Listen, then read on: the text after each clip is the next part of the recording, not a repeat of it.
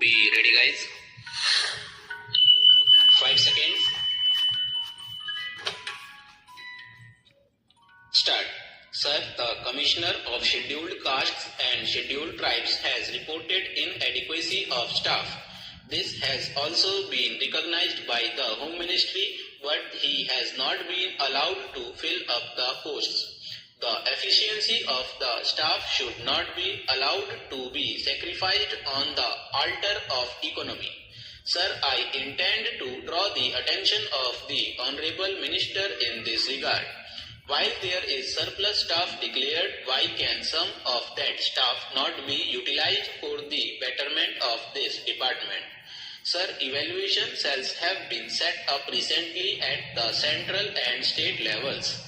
These cells have been doing very valuable work, but it would have been much better if the reports should have been available at the time of the discussion.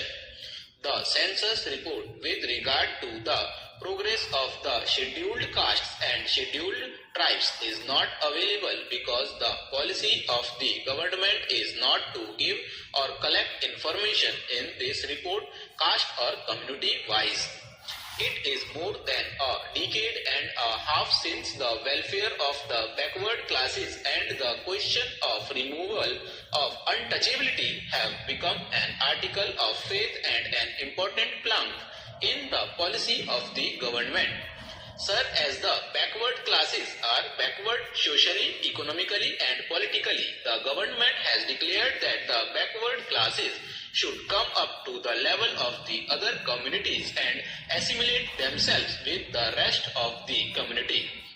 With that intention, the government has declared further that backward classes, being a part and parcel of the Indian community, are entitled to receive the benefits of the general development schemes, and as they are backward, further special measures have been provided to accelerate their progress. Sir,